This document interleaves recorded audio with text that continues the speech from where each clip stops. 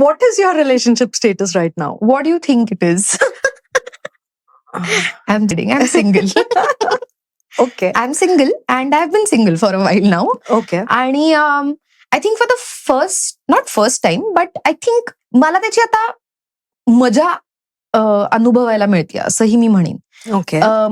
कारण मला वाटतं की मी खूप ऑब्सेस्ड होते with the idea of romance आणि बिंग विथ समवन आणि गेटिंग मॅरिड आणि ऑल ऑफ दॅट.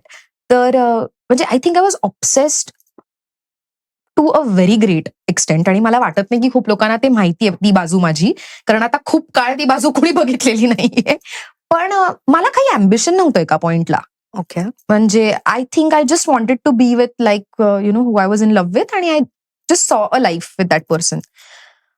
आणि त्यामुळे इन माय लेट 20s जेव्हा I was with nobody, तेव्हा मला असं झालं की काय झालंय आपल्या बरोबर आहे. तो शॉक खूप काळ होता विथ मी की this is not the life I wanted वगैरे, आणि असं कसं होऊ शकतं वगैरे.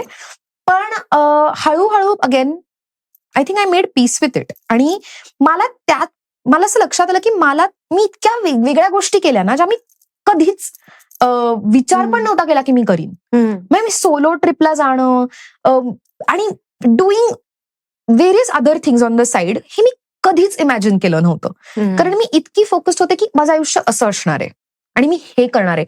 25व्या वर्षी मला 2 मुलं असली पाहिजेत वगैरे, असे काही रॅन्डम डोक्यात होत्या गोष्टी माझ्या. आणि कुठून आल्या होत्या आय हॅव नो आयडिया. कारण माझ्या आई वडिलांनी मला कधीच सांगितलं नाही की तुझं 22व्या वर्षी लग्न झालं पाहिजे आणि मग तुला मुलं झाली पाहिजेत. पण असं कुणीच सांगितलं नव्हतं. मग हे कुठून आलं आय हॅव नो आयडिया. पण मी खूप काळ तशी होते. त्यामुळे माझ्यासाठी पण हे नवीनच आहे.